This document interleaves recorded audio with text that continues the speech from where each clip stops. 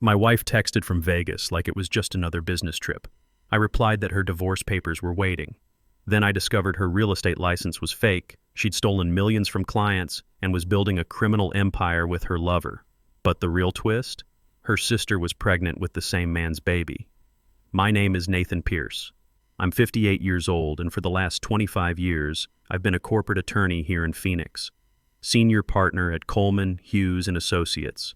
Built my practice from nothing into something substantial.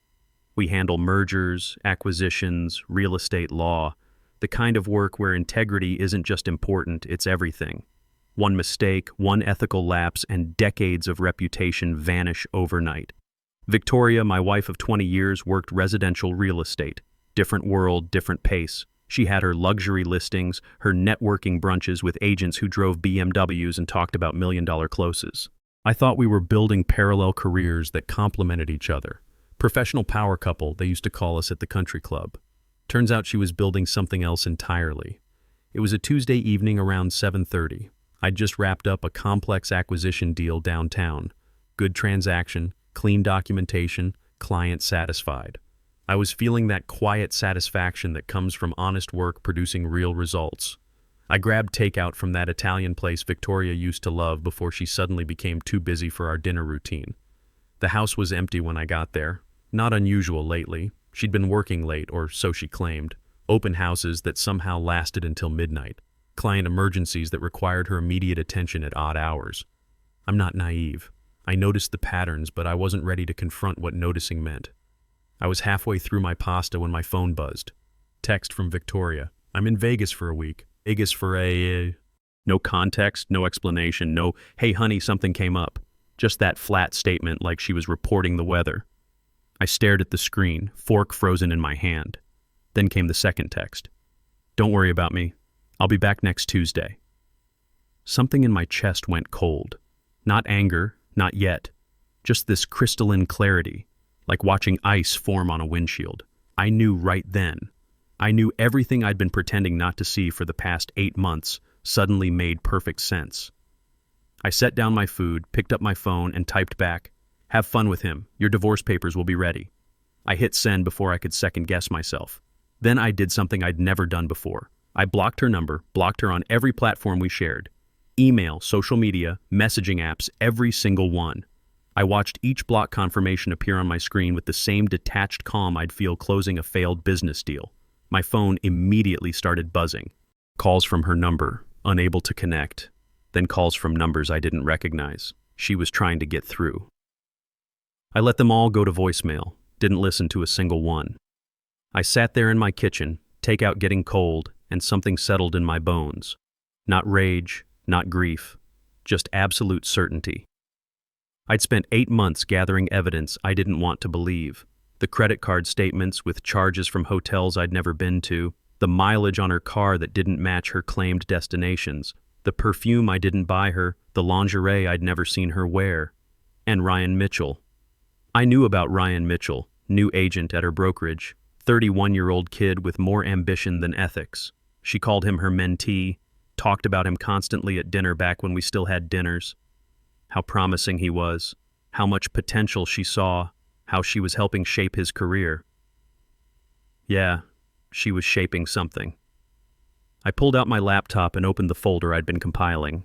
Screenshots, statements, receipts, GPS data from the car tracker I'd quietly installed 3 months ago. Everything documented, everything dated, everything ready. I'd been preparing for this moment without fully admitting I was preparing for it. My legal training kicked in. In complex litigation, you don't just collect evidence, you organize it, cross-reference it, build an airtight case. Hotel receipts matched to calendar gaps. Credit card charges correlated to her claimed whereabouts. Mileage logs that proved she wasn't where she said she was. The pattern was unmistakable. Every late client meeting corresponded to charges at upscale restaurants I'd never been to. Every weekend open house matched hotel stays in Scottsdale. The affair wasn't casual, it was systematic, calculated, ongoing. My phone buzzed again, text from an unknown number. "Nathan, it's me. Why are you doing this? We need to talk." I deleted it without responding. Then I opened my contacts and called Bryce Coleman, my law partner, left him a voicemail asking him to prepare dissolution papers first thing Wednesday morning. The house felt different now. lighter somehow, like I'd been carrying furniture I didn't realize was crushing me, and finally set it down. I finished my cold pasta, washed the dishes, and went through my evening routine like it was any other Tuesday. Except it wasn't. It was the Tuesday I stopped being the man who ignored the obvious. The Tuesday I stopped protecting someone who'd never protected me. The Tuesday I chose truth over comfortable lies. The first call came at 6:15 Thursday morning. I was already awake, had been since 4:30. Couldn't sleep, but not from anxiety. More like that wired feeling before a major trial when your body knows action is coming. Gordon Bennett's name lit up my screen. Victoria's father, retired insurance executive. The kind of man who treated every conversation like a board meeting. I let it ring through to voicemail. 30 seconds later, he called again. I declined it manually this time. Then came Helen, Victoria's mother. 2 calls back to back. Then Gordon again. By 7 a.m., I had 9 missed calls between the two of them. Finally, Gordon left a voicemail. "Nathan, it's Gordon. Call me back immediately. We need to discuss this situation with Victoria." Situation. Like she'd gotten a parking ticket, not blown up our marriage in a Vegas hotel room. I was pouring my second coffee when my phone buzzed with a text from a number I didn't recognize. "This is Helen. I'm using a friend's phone since you apparently blocked us. What is going on?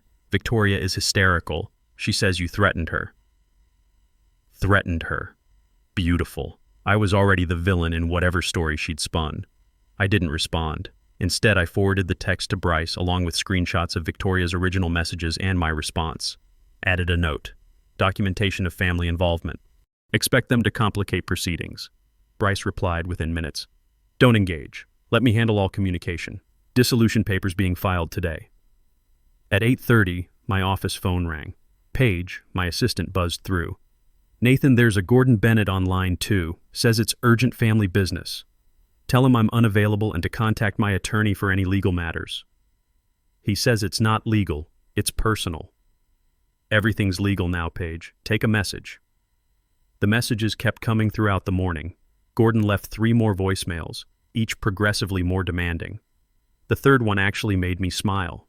Nathan, I don't know what Victoria did, but blocking her entire family is childish. We raised you better than this. I expect a phone call by noon or I'm driving over there myself.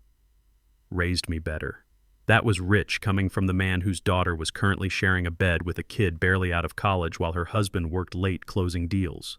But something about his phrasing bothered me. I don't know what Victoria did. Was that genuine ignorance or willful blindness? In my experience, families either enabled these behaviors or they turned a blind eye. Either way, they weren't innocent bystanders. At 11:45, my phone rang again. This time it was Kelsey Adams, Victoria's best friend. I'd actually liked Kelsey once, thought she was genuine, funny, the kind of friend everyone should have. Now I knew she'd been covering for Victoria's affair for months. I answered this time, put her on speaker while I reviewed a contract. Nathan, thank God I've been trying to reach you. What can I do for you, Kelsey? My voice was flat, professional. What's going on? Victoria called me sobbing. She says you served her with divorce papers while she's out of town for work. She's not out of town for work. Silence. Then carefully. What do you mean? I mean she's in Vegas with Ryan Mitchell, and you know that, Kelsey. You've known for months. Nathan, I think there's been a misunderstanding. The only misunderstanding, I interrupted, still reading my contract like this conversation was no more important than ordering lunch, was me thinking you were actually her friend instead of her accomplice. That's not fair. You never what? Never saw them together? Never covered for her when she needed alibis? Never helped her craft lies about where she was going? The silence stretched longer this time. When she spoke again, her voice was smaller. She said you two were having problems, that you'd grown apart. She just needed someone to talk to. And Ryan was just there to listen, right? How touching. I hung up, blocked her number, went back to work. Friday evening, I was going through case files at my home office when the doorbell rang. 3 sharp rings, then aggressive knocking. I checked the security camera feed on my phone. Miranda Bennett stood on my front porch, arms crossed, looking like she was ready to kick the door down if I didn't answer. Victoria's younger sister, 44, worked in pharmaceutical sales. Always struck me as the more grounded of the 2 Bennett daughters. We'd gotten along well enough at family gatherings. Smart, successful, seemed to have her life together. But she was here now, which meant the family had deployed their most reasonable member to talk sense into me. I opened the door but didn't invite her in. "Nathan." Her voice was tight, controlled. "We need to talk about my sister sobbing on the phone for 2 days because her husband blocked her and filed for divorce while she's out of town." "Did she tell you where she is?" "Vegas, for a work conference." "Did she tell you who she's with?" Miranda's jaw tightened slightly. A tell. "She's there alone." "No, she's not. She's there with Ryan Mitchell, her 31-year-old co-worker she's been sleeping with for the past 8 months. The color drained from Miranda's face. Not shock, I noticed. More like confirmation of something she didn't want to believe. "You knew," I said quietly, "or suspected." "Don't lie to me, Miranda. I'm done with lies." She looked away, studying the porch light like it contained answers to life's great mysteries. "I saw them together once at a restaurant in Scottsdale 4 months ago, but she said it was a business dinner, that he was a mentee. And you believed her because it was easier than admitting your sister is a cheater." Her eyes snapped back to mine, anger flashing. "You don't get to talk to me like that." "Actually, I do. Because while you were giving her the benefit of the doubt, I was documenting every lie, every fake business trip, every hotel receipt. So yeah, Miranda, I get to be angry that her whole family helped her hide this." "I didn't help her hide anything." "You didn't tell me what you saw." Silence. She shifted her weight, looked uncomfortable. This was the moment of truth. Either she'd double down on defending Victoria, or she'd admit what we both knew. "Why are you really here?" I asked. "Mom's worried sick. Dad's talking about driving down here himself. This is tearing our family apart." "Your family was already torn apart. I'm just the one pointing it out." Miranda wrapped her arms around herself, suddenly looking younger than her 44 years. "Nathan, please, just talk to her. Maybe there's an explanation." "There's always an explanation, Miranda. That's what people like Victoria do. They explain. They justify. They make you feel crazy for not buying their story. But I'm done being made to feel crazy for noticing reality." She opened her mouth to argue, then seemed to deflate. "What if she ends it with him? What if she commits to counseling?" "Then she'll be single and in counseling." I started closing the door. "Go home, Miranda. This isn't your fight. She's my sister." And she made her choice. Now I've made mine. Now. Monday morning, I was in the middle of reviewing discovery documents when Bryce called. His voice had an edge I recognized, the same tone he used when opposing counsel had tried to hide something important. "We have a problem." "What kind of problem?" "The business address Victoria gave me for service of papers. It doesn't exist. The brokerage she claims to work for has no record of her employment."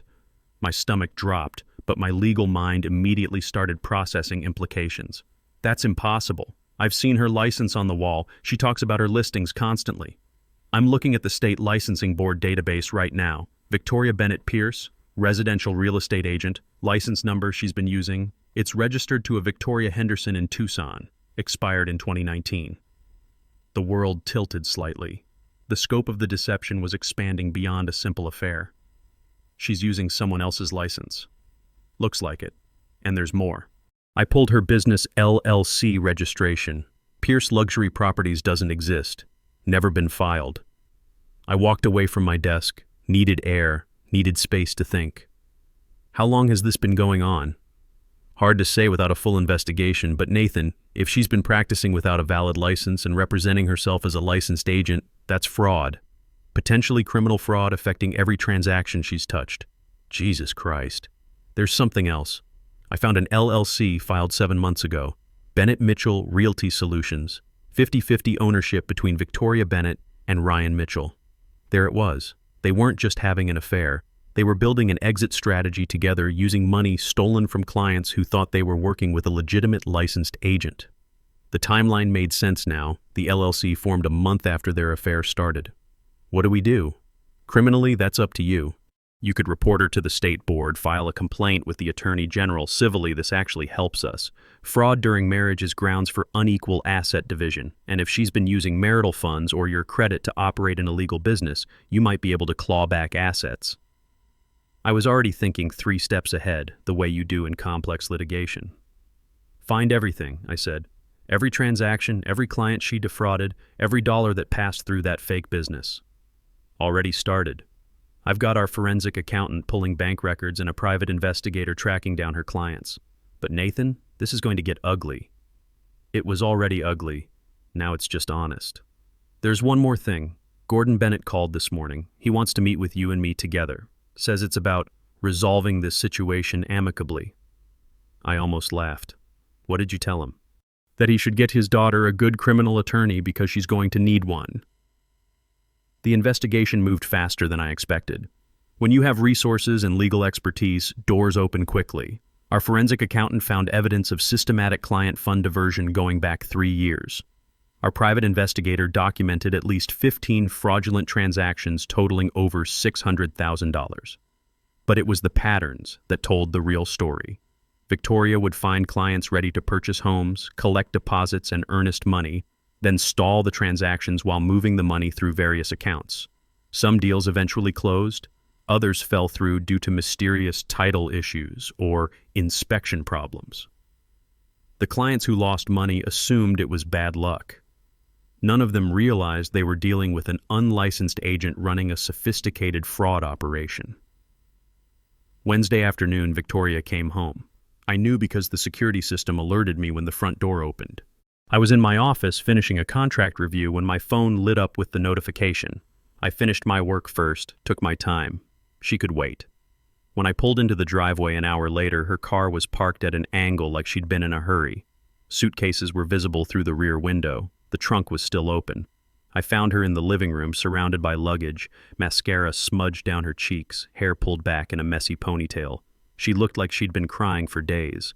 The perfectly put-together real estate agent was gone, replaced by someone who looked desperate and cornered. Good. Nathan. Her voice cracked around my name. Thank God you're home. We need to talk about this. No, we don't. Please, just listen to me. I can explain everything. I set my briefcase down carefully, crossed my arms. Explain how your real estate license is fake. Explain the LLC you formed with your boyfriend. Or maybe explain where the $850,000 in client deposits went. The blood drained from her face completely. She grabbed the back of the couch for support. How did you find out? I hired investigators, lawyers, people who actually do their jobs legally. I kept my voice level, almost casual, like we were discussing weekend plans. Victoria Henderson from Tucson. That's whose license you've been using. Expired in 2019. Every contract you've signed since then, every commission you've collected, every closing you've attended, fraudulent. I was going to fix it. I just needed time. Time to steal more money. Time to build your escape plan with Ryan. I stepped closer, watching her process that I knew everything. Bennett Mitchell Realty Solutions. Cute name. How long were you planning that little venture? 7 months, according to the filing, right after your affair started. She sank onto the couch like her legs couldn't hold her anymore. The expensive handbag she was clutching slipped to the floor, spilling credit cards and receipts. It's not what you think. It never is. Let me guess the story you prepared during your flight home. Ryan means nothing. It was just a mistake. You were lonely. I worked too much. You felt neglected. The affair just happened. Business mistakes were made, but you were going to fix everything. That about cover it? Tears streamed down her face, but I noticed they came too easily. Practice tears. Performance tears. I made mistakes. I know that. But we can fix this. Marriage counseling. I'll end things with Ryan. I'll get my actual license. I'll pay back everyone. You'll face criminal charges, I said matter-of-factly.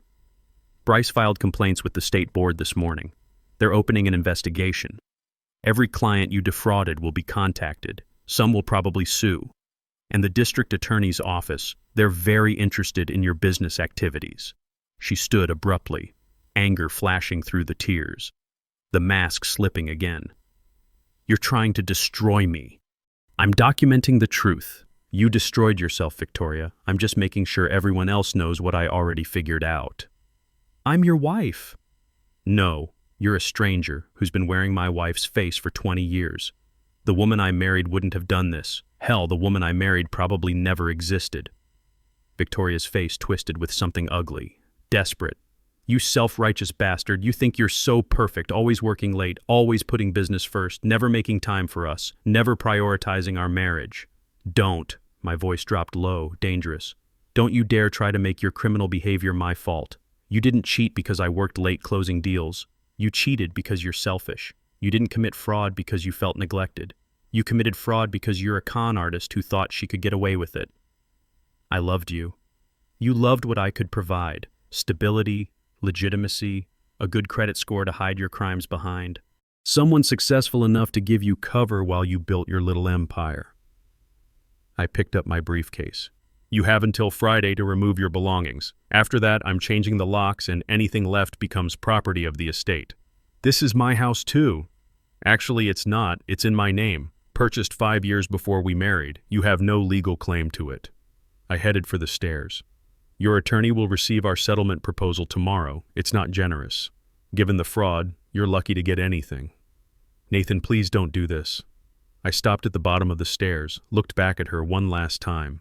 She was still sitting on the couch, surrounded by suitcases, looking smaller somehow. 20 years of marriage, and this was how it ended. Not with violence or screaming, but with the quiet satisfaction of documentation and evidence. Save it for the judge, Victoria. You're going to need all the sympathy you can manufacture. I went upstairs to the guest room I'd been using since I started gathering evidence, locked the door, and called Bryce. She's at the house making scenes, blaming me for everything. Bryce's voice was steady, professional. Want her removed? Not yet. Let her sit in what she's created. But I'm documenting everything, recording all interactions from here on out. Smart move. How are you holding up? I looked around the sparse guest room, my temporary refuge from 20 years of lies. Honestly, I feel free for the first time in years. The trial took place 8 months later in a Maricopa County courtroom. I attended every day, sitting in the back row watching Victoria's carefully constructed lies dismantled piece by piece. It was like watching an expert surgeon perform an autopsy on 2 decades of deception. The prosecution was thorough, methodical. They brought in 31 victims of her fraud families who'd purchased homes through invalid contracts, investors who'd lost deposits, elderly couples who'd trusted her with their life savings. Each testimony added another layer to the mountain of evidence we'd built. The real Victoria Henderson from Tucson testified about her identity being stolen. A quiet woman in her 60s who'd moved to Arizona for retirement, only to discover someone had been using her expired license to commit fraud for years. Her voice shook when she described the shame of having investigators show up at her door. Victoria wore conservative suits and minimal makeup, playing the repentant professional. Her attorney argued she'd made mistakes but had no criminal intent, that she believed her license was valid due to administrative errors. It was a good strategy, professionally executed. It just wasn't true. Then the prosecution brought their evidence. Email records showing Victoria had purchased the license information from a document forger in 2016. Bank statements showing systematic theft of client deposits over 5 years totaling $850,000. Business formation documents proving she and Ryan had planned their escape route. Ryan testified on day 4. He'd cut a deal, pleading guilty to conspiracy charges in exchange for testifying against Victoria. He looked younger somehow, scared, like a kid called to the principal's office. The cocky young agent was gone, replaced by someone who finally understood the consequences of his choices. Did you love the defendant? The prosecutor asked. Ryan glanced at Victoria, then looked away. I thought I did. Now I think she was just using me like she used everyone else.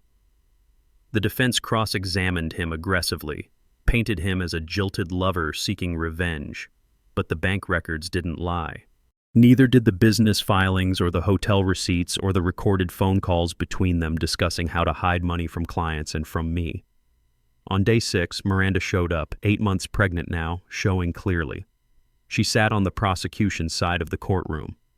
When Victoria saw her, something in her face fractured. The professional mask cracked completely. During a recess, Victoria confronted Miranda in the hallway outside the courtroom.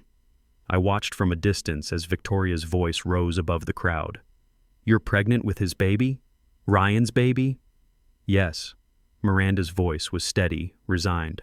Your boyfriend was sleeping with both of us, Victoria. You weren't special to him. None of us were. Victoria slapped her hard enough that the sound echoed off the marble walls. Court security immediately intervened, pulling them apart as cameras flashed. The judge added assault charges to Victoria's growing list. Gordon and Helen Bennett sat on opposite sides of the courtroom after that. Gordon with Victoria maintaining loyalty to the end. Helen with Miranda, finally choosing to protect her grandchild over her criminal daughter. The Bennett family had split down the middle, collateral damage in Victoria's war against reality. The jury deliberated for 5 hours. Guilty on 23 counts of fraud, guilty on 14 counts of theft, guilty on conspiracy charges, guilty on the assault charge from the hallway. Sentencing came 3 weeks later. Judge Patricia Hawkins was a woman in her 60s who'd clearly had enough of white-collar criminals who thought charm could substitute for consequences. Ms. Pierce, you didn't just steal money. You stole trust. You exploited people's dreams of homeownership, their hopes for financial security. You showed no remorse until you were caught, and even then, only regret that your scheme was discovered. This court sentences you to 7 years in state prison with restitution of $850,000 to your victims. Victoria's legs gave out. Court officers caught her as she collapsed, her perfectly choreographed composure finally shattered completely. 20 years of marriage, and this was the last time I'd see her as anything other than a number in the state correction system. I walked out of that courtroom and drove straight to my office. Bryce called an hour later. Divorce finalized, judge awarded you everything, the house, all marital assets, plus she's liable for all legal fees. Clean break. 2 years after the trial, I stood in the conference room of Coleman, Hughes & Associates looking over the quarterly reports. The firm had grown, partly due to the reputation we'd earned for handling complex fraud cases with discretion and competence. Strange how personal disaster could become professional advantage. The house had been completely renovated. New furniture, new colors, new memories replacing old ones. Lauren Taylor had helped with the design, though she maintained her own apartment downtown. We'd been seeing each other for 14 months now, a victim's rights attorney I'd met during the restitution proceedings. Smart, honest, the kind of woman who valued truth over convenience. We weren't rushing anything. We'd both learned the value of building on solid foundations. Life wasn't perfect, but it was honest. And after everything, I'd learned that honest was the only foundation worth building on. Sometimes the most strategic revenge isn't what you do to someone, it's what you refuse to let them take from you. I let Victoria steal my money, my time, even my peace of mind for a while. But I never let her steal my integrity, and in the end, that made all the difference.